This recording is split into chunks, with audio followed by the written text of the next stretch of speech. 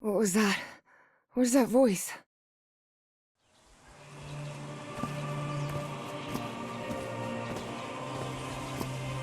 This is the story of a young girl. A girl who had strange and disturbing dreams. I know this place. I've been here before. This is the ancient stone city amidst the jungle.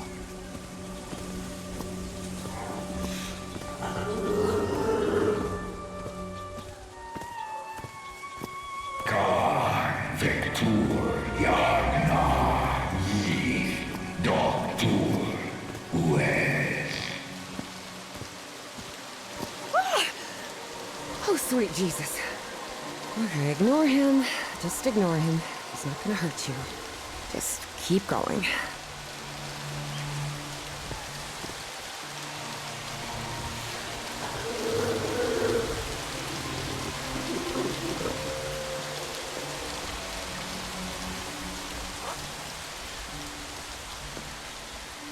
This constellation. Where am I? This is not the Earth.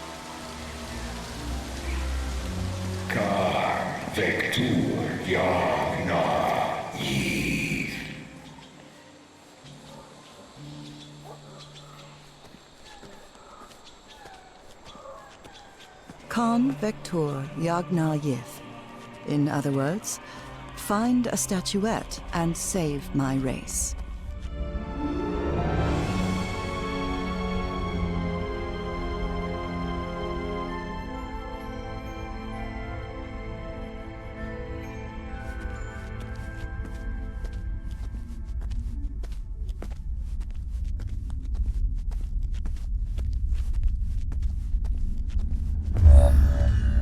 The statuette! Here it is. Finally! I have to get it, I have to...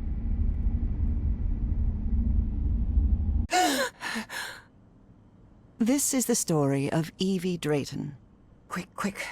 Before I forget. Where did I put my notebook? I have to write everything down. Looking for answers was part of Evie's observant nature and analytical mind. Her recurrent dreams began shortly after a period in 1956, when she'd completely lost consciousness.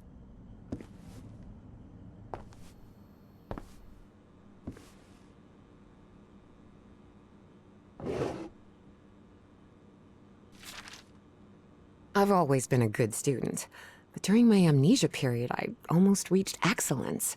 All straight A's? I've always been a good I must have written about 1,000 letters to the archaeology dean in Miskatonic, and I've never received any answer.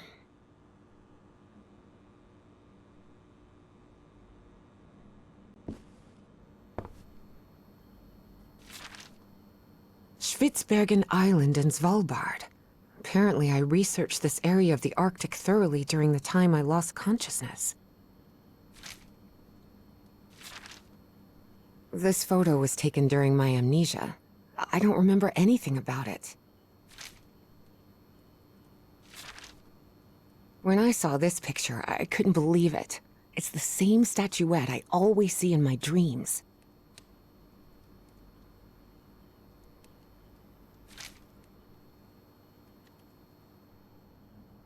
I went to see Chuck Berry at the Boston Garden a few months ago. It was a 2-hour train ride, but it was really worth it.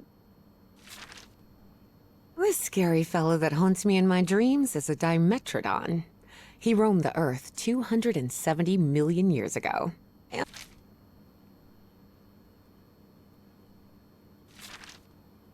Julian, Beatrice, Herbie, and I, we're always together. Beatrice, along with me, is one of the few ladies studying physics at Miskatonic. I've searched every astronomy book at the Miskatonic Library, but none of them contain any reference to this constellation. Daddy used to spin this Duke Ellington record over and over when I was a little girl. Oh, here it is. Evie's Nightmare Journal. Evie was worried that someone might read it. That's why she kept it locked away under that complicated padlock.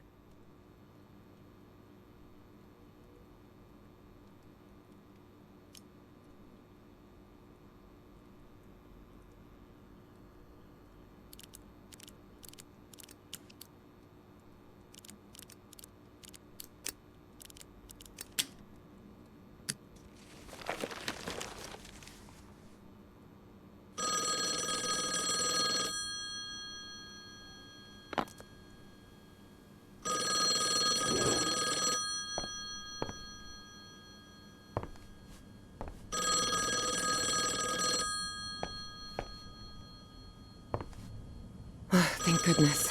Still have a couple hours until thermodynamics class starts.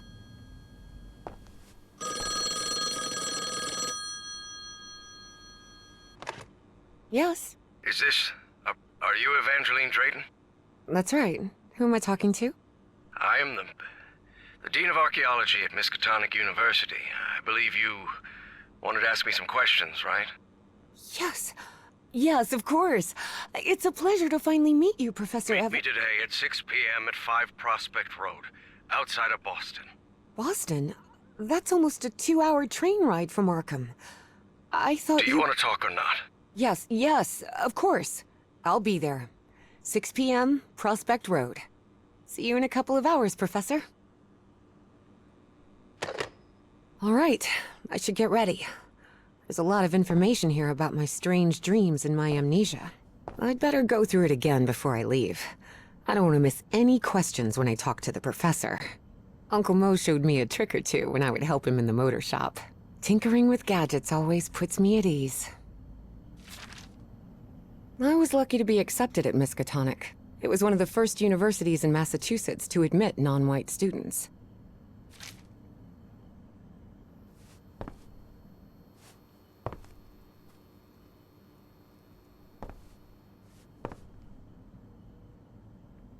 I couldn't leave my science fiction book in Benoit. It goes from Jules Verne to Ray Bradbury.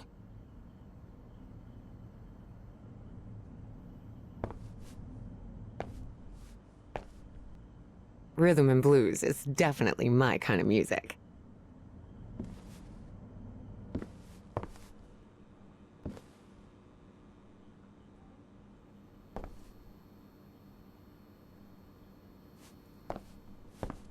Before leaving, Evie asked herself if she had finished gathering all the information in her room. I don't think I finished reviewing everything here yet.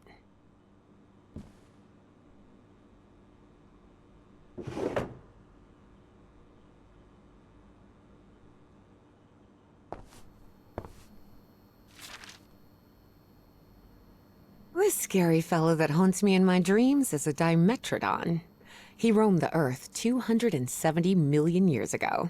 And although it may seem like it, he is not a dinosaur.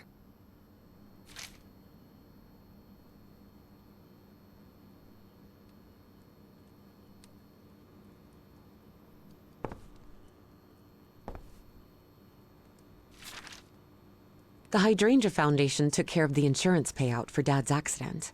I had scholarships to attend several black colleges in the South, but it was the Foundation's money that allowed me to cover the tuition here at Miskatonic.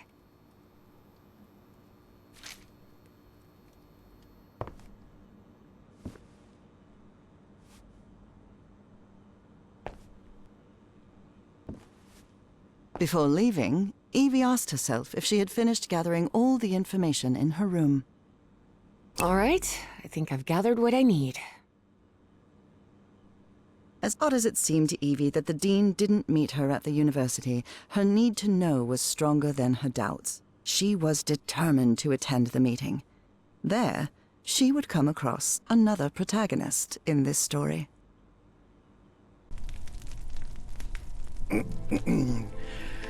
So, you have finally decided to talk to that young lady, Professor. Yes. Acknowledging responsibility for our previous mistakes is vital to moving forward. You've taken a crucial step in... Listen, there's no need for us to talk, Doctor. The only reason I let you into my house is because you insisted it was necessary to prescribe my medication. This is also the story of a sad, guilt-ridden, and lonely man. This is the story of my husband, Professor Harry Everhart. Yes, I know well enough that discussing the effectiveness of our therapy sessions with you is futile. But you need to understand that therapy is just a part of the whole treatment. Without it, I can't go and... Then ask whatever you deem necessary and let's get this over with as soon as possible. Fine. What about your position as dean at Miskatonic University? We talked some time ago about your relationship with work was somewhat obsessive. I didn't say that. You did. Well, you told me you practically lived secluded in this very home, and the only thing that drove you to leave it was your job obligations. So, how would you define that?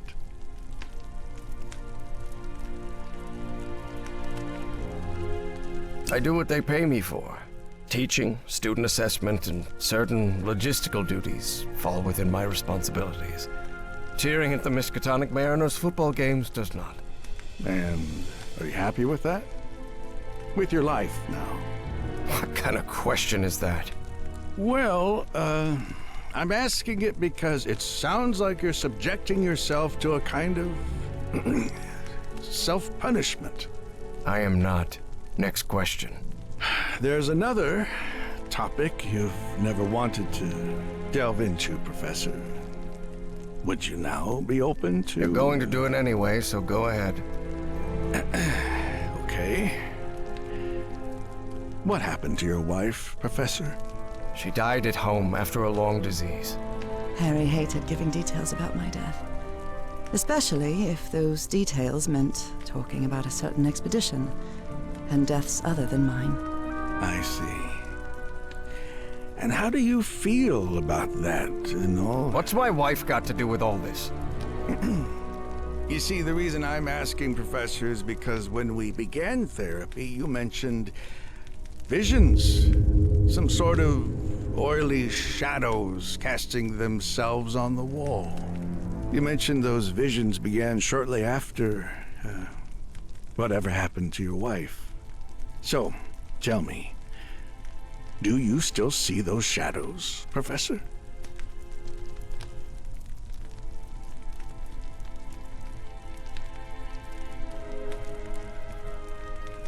No, not since I started taking the medication, at least. Harry had tried everything, and none of it worked. Not even the medication that helped him sleep could take away those oily shadows. But he kept it to himself. Listen, there is something different I want to try in today's session. I believe hypnotherapy might... Don't even think about it. Hypnotism is a scam. Professor, with all due respect, I believe you're mistaking mesmerism with hypnotism. Even so, if you want me to prescribe the... Oh, you won't give me my medication unless I submit to your quack experiment, is that it? Well, I'm deeply sorry you see it that way, Professor. But I need you to trust me in this. Then go ahead. Wave a pocket watch in my face if that's what you need to do. There's no need for pocket watches, Professor. The sound of a metronome will be more than enough. I need you to relax and free your mind. And think of something pleasant. A fond memory, if you will. Something that took place here, in the Everhart Manor. A fond memory? In this place? It wasn't easy for Harry to find a fond memory in the same manor where he had spent an extremely unhappy childhood. Maybe. Maybe. December 1930. The last Christmas my wife and I ever spent at Everhart Manor. She insisted on coming, despite my parents never approving of our marriage. But that was the kind of person she was. Interesting. Tell me more about it, Professor Everhart. Every time I gave her a present, I prepared a little scavenger hunt. She loved it. She loved solving my stupid riddles. As you may have noticed, this story has more than one protagonist. And though I am not one of them, I believe I, Nora Everhart, play a crucial part in it. Can I open my eyes now, Harry? Not yet. We're almost there. Let me open the door and... Now, open your eyes. Look what you've prepared. It's another one of your scavenger hunts, huh? Of course, old pal. Now, if you want your present, you'll have to earn it. Can I use my journal to write down clues? Well, technically that's against the rules, but I'll turn a blind eye this time. You're so kind.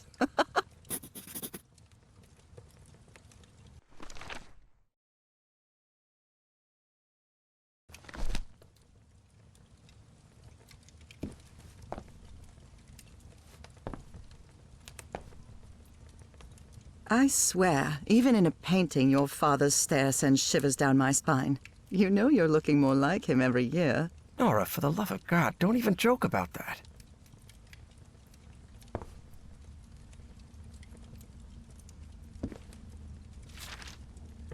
A new decade. I wonder what the future has in store for us.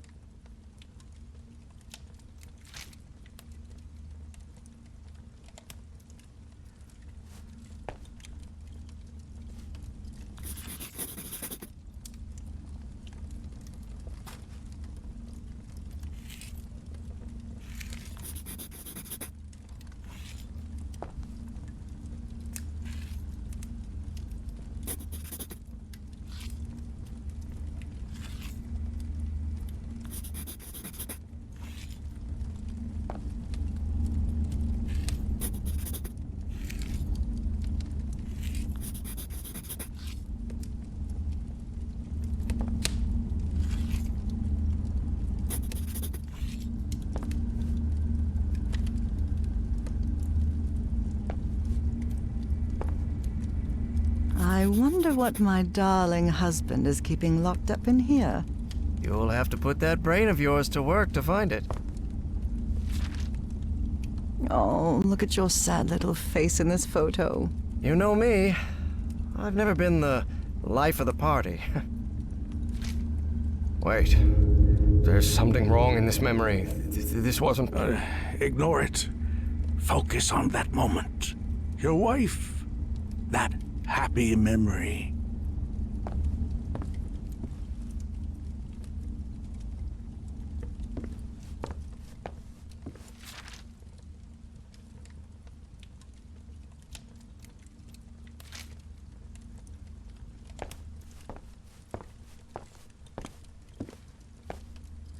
Do you remember when we slow danced to dear old pal of mine at Maddie's house? The end of the Great War Party and our first kiss. How could I forget?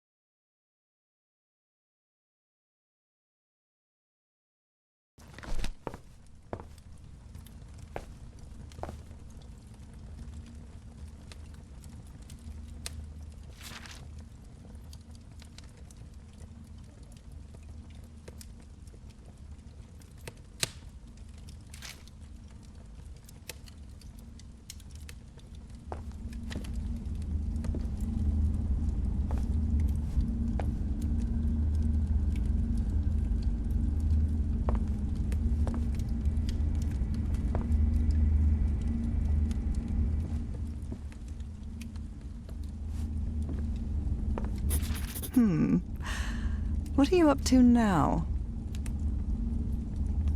Oh boy, what a drawing. Is this supposed to be a tree? Of course it is. I'm doing the best I can with my limited art skills. Well, at least you're good at playing the piano. I'm seeing those oily shadows in here. Why am I seeing those shadows? Focus, Professor.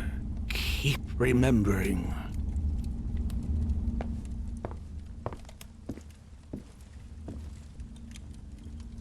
Tell me you didn't vandalize a piano just for a scavenger hunt, old pal. Nora, who do you think I am? It's just crayon.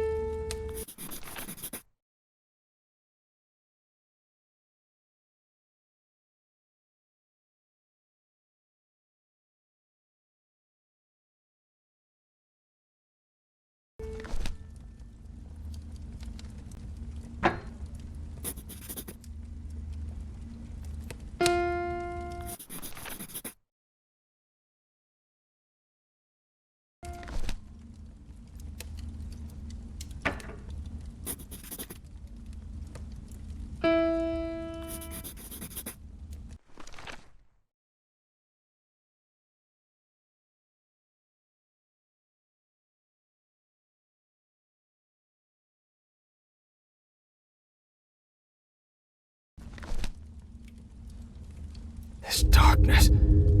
Everhard Manor. My house is not... Professor, don't drift off. Keep going.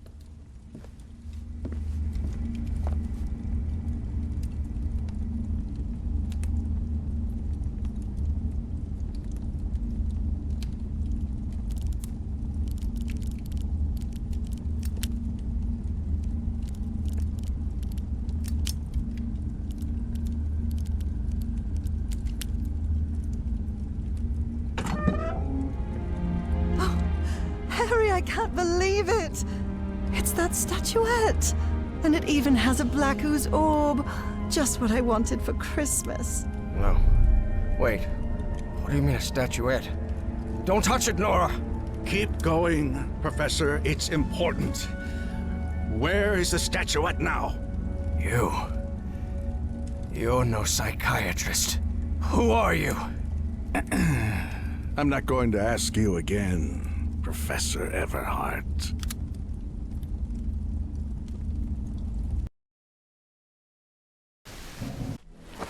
Shortly after Harry's peculiar hypnosis session, Evie finally arrived at Everhart Manor.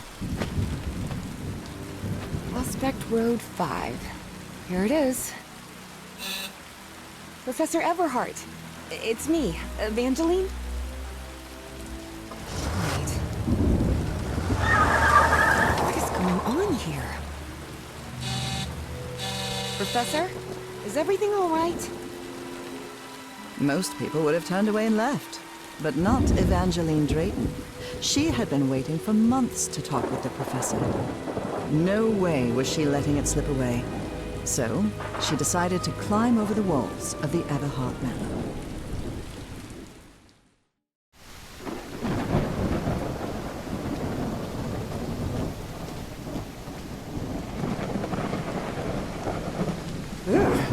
This looks like something straight out of Tales from the Crypt.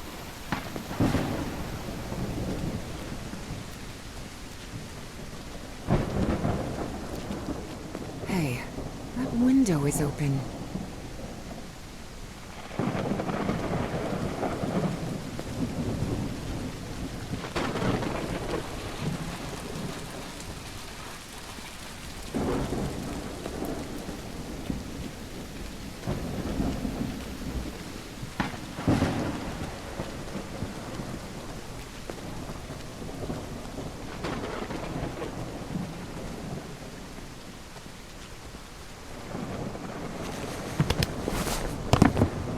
Professor Everhart. It's me, Evangeline. It appears the Everharts have been quite well off for generations. Or so they used to be. That must be Elizabeth Everhart.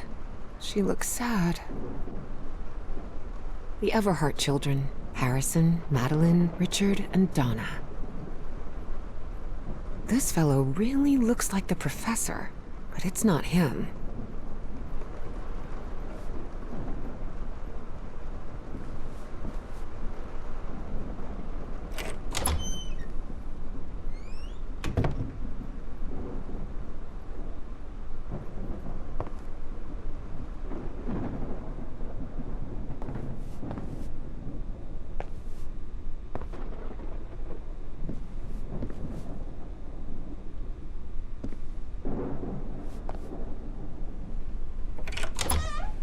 Wow, look at the size of this library.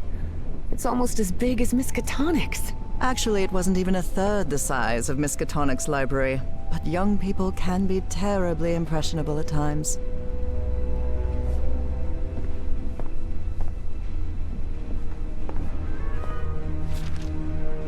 Troubling absences in my memory. It's exactly how I felt during those 3 months of 1956.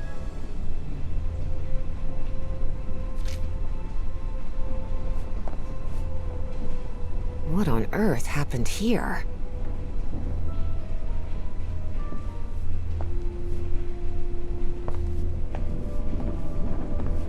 I wish this fireplace was lit.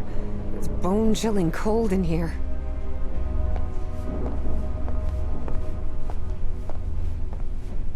Dyer was my applied geophysics professor. He was very strict. Strange character.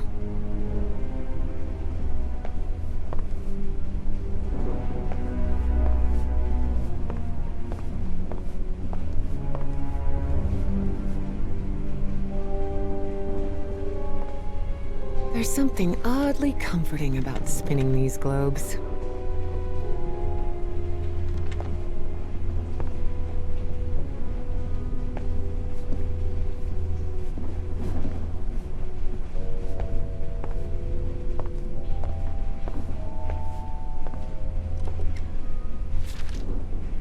Evangeline had never pictured the professor as anything but a hermit. Certainly not someone his relatives still worried about.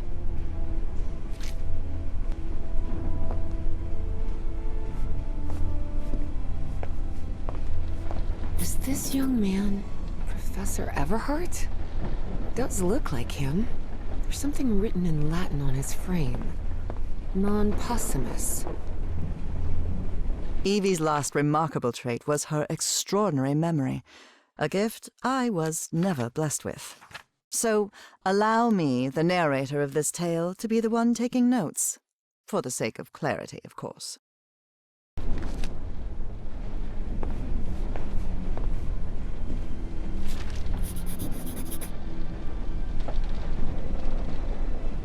Rich people definitely had weird ways of entertaining themselves. But it wasn't mere entertainment. Harry's mother's life had long been shaped by tragedy, and she had become obsessed with the afterlife. Good thing the skull is fake. Ugh.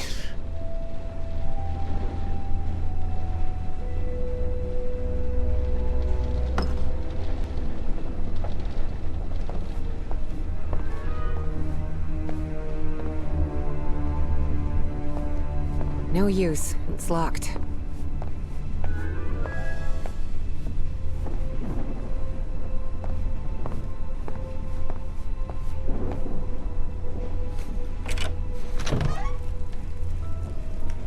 This must be the professor's office.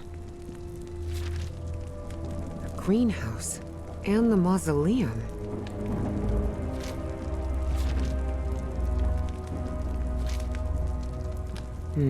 Someone lit the fireplace, but this room is still cold. Wow, the professor served in U.S. intelligence during the war.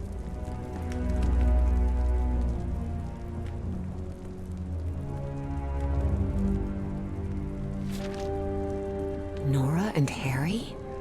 The professor was married.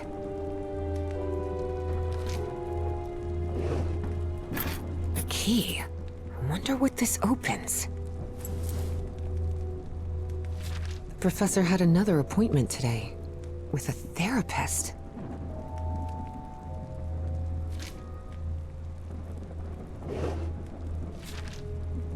Despite his tone, this Bowen fella doesn't seem particularly friendly.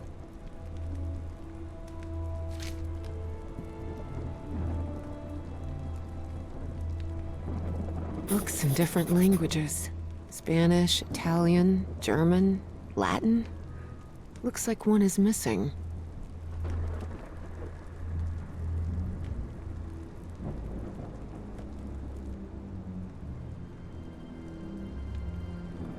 Professor Everhart doesn't look so intimidating in that portrait.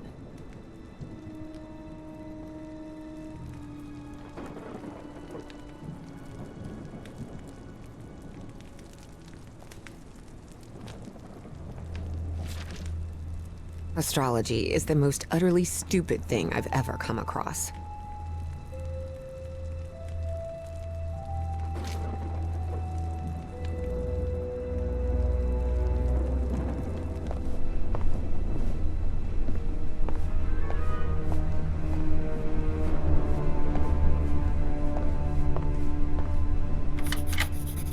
Now it's open.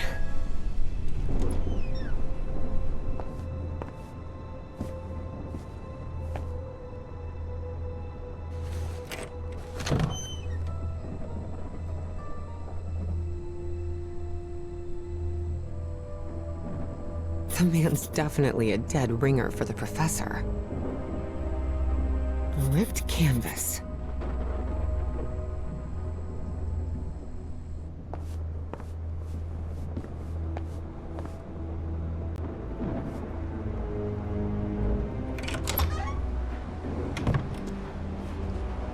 Can't see a thing in here.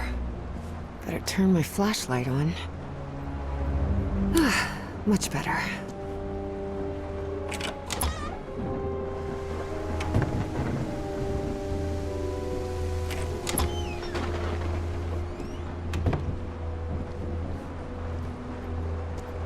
These tools haven't been used in a long time.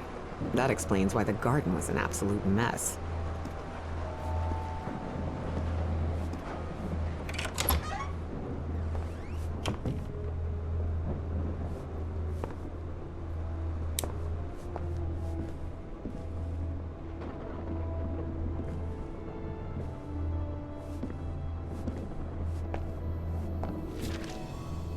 Looks like the professor's father was involved in politics.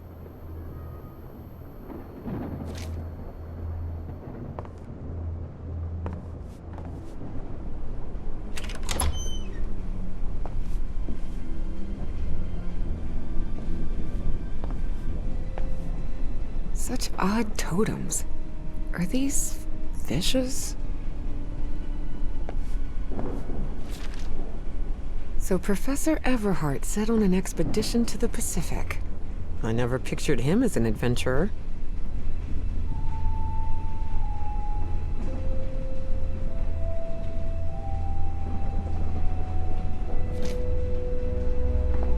That expedition must have been quite important for him. Oh, it had certainly been important to him, and to the other expedition members.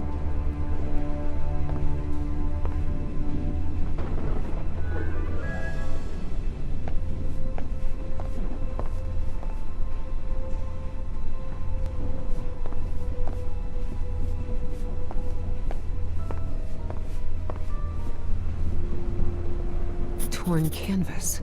The frame reads, Sed Futura.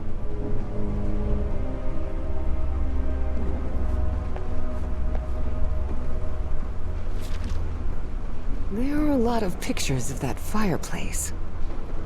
Oily shadows. Beginning to suspect the old professor's lost a few marbles.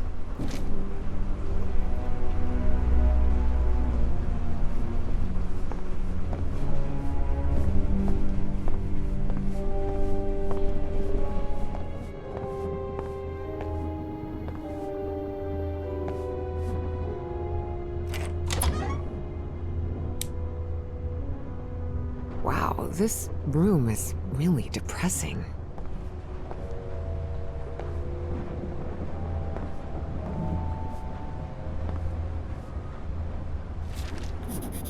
Looks like a memorial. Looks like a memorial of some kind, dedicated to a woman.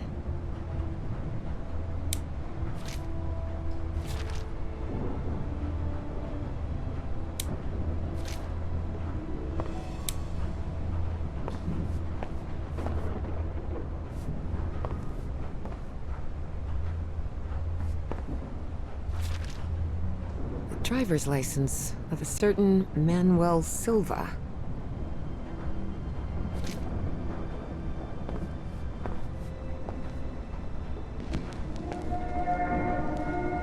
Under different circumstances, I might have found this song beautiful, but at the moment, it sends a shiver down my spine.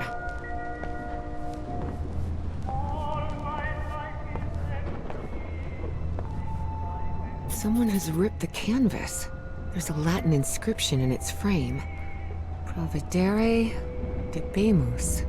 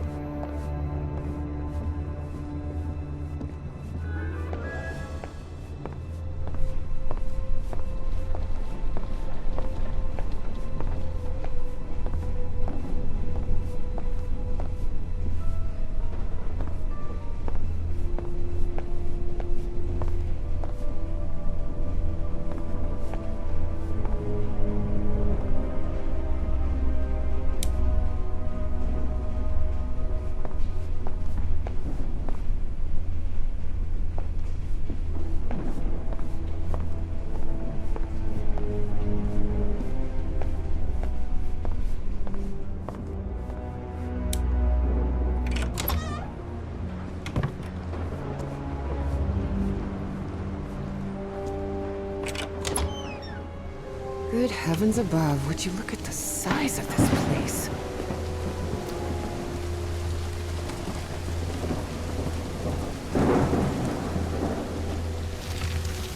This vase-like thing with a face engraved on it can be rotated.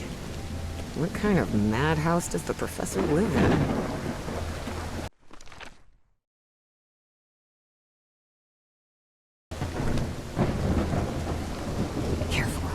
Stone staircase is slippery.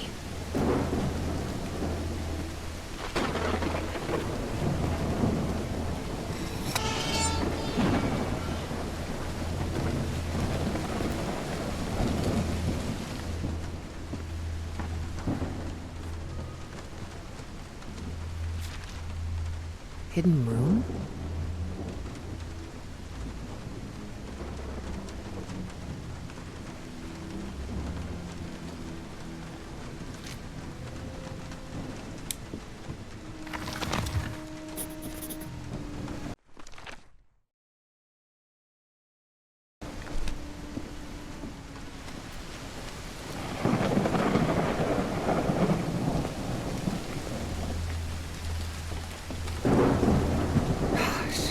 This is so beautiful. Yeah, it's a woman's grave. Nora Everhart. This must be the professor's wife. Evie found it hard to believe that the recluse living in the abandoned mansion had ever loved anyone. But he had. Truly and profoundly. Such a graceful and elegant woman. Evie certainly had a keen eye for beauty.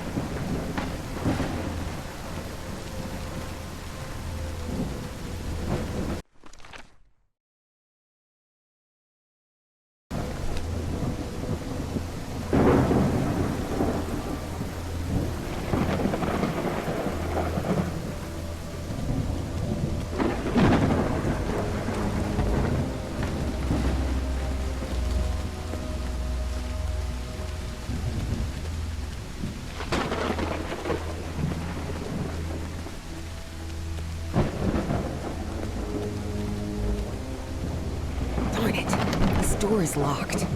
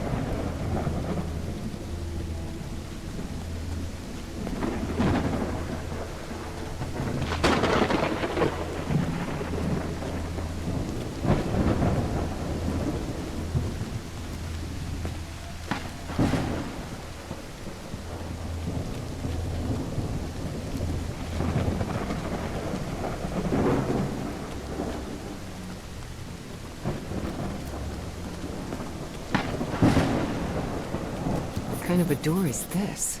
Doesn't even have a lock. Just some symbols.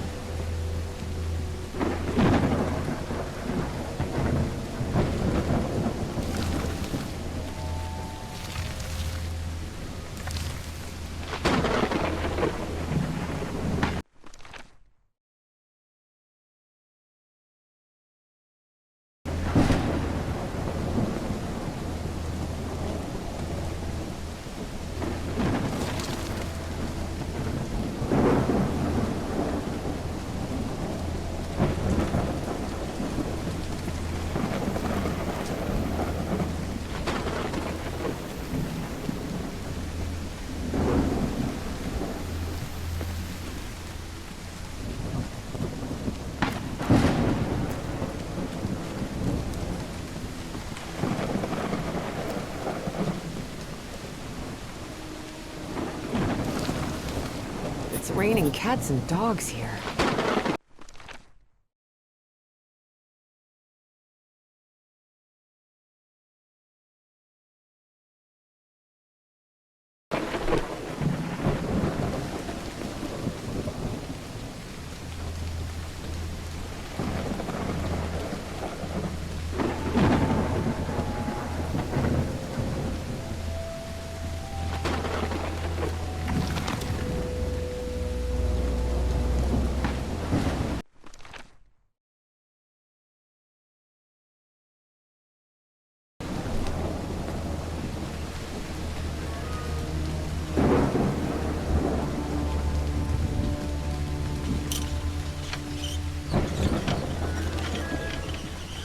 It looks like there's a symbol carved into that bucket.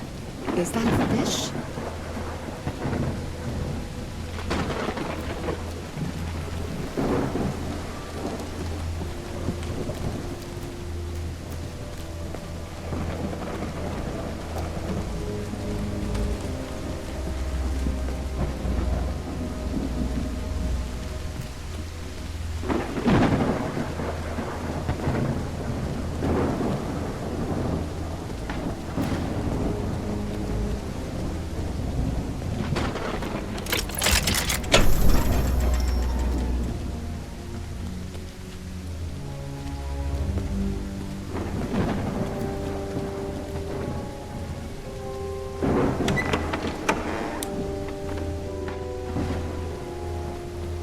Found her path in the shadow of morning? Maybe this guy was in the army?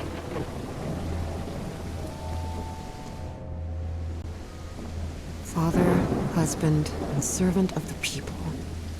This must have been the professor's father. That's from the Bible. Psalm 1, verse 1. This person must have been quite devout. Oh dear. A dead child. This is simply heartbreaking. The inscription on the frame reads, Praeterita Mutare. In loving memory of our firstborn son, John Everhart Jr. This definitely looks like the greenhouse key.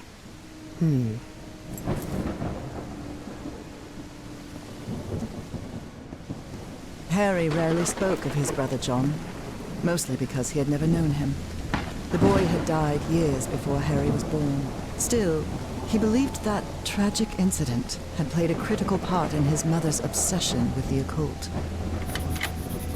Et voila!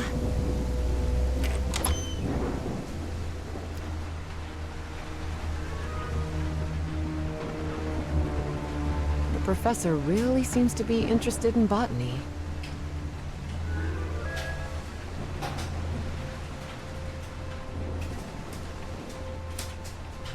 It appears to be a Spanish edition of the science fiction novel The Future Eve.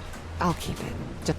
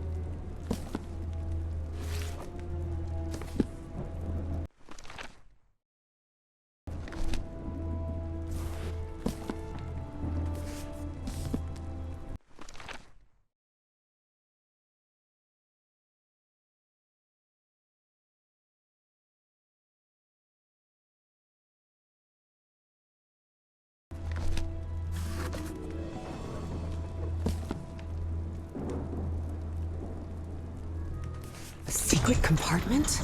Evie had never been good with languages, least of all a dead one like Latin. Even so, she managed to grasp the general meaning of the phrase. We can't change the past, but we must anticipate the future. It looks like a music box of some sort.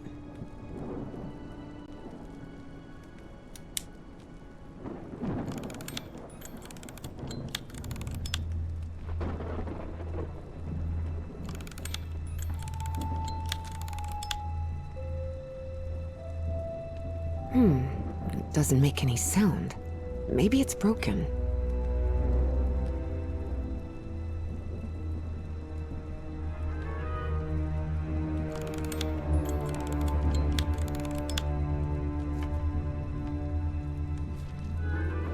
Unbelievable. There's some kind of secret compartment in the fireplace. Feels like a mystery novel.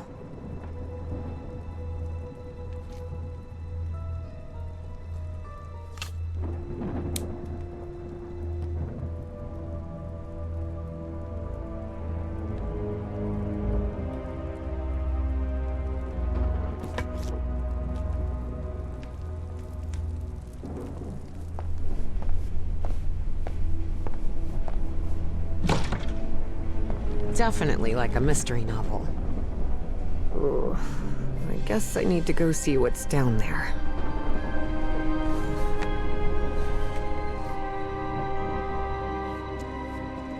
Professor!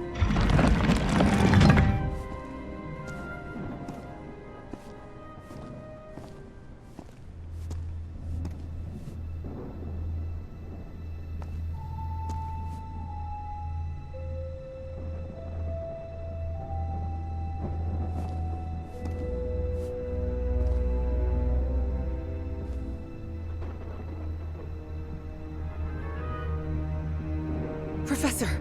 Professor! What happened? He's knocked out cold. The statuette's broken. And the sphere. Shattered to pieces. I wonder if I...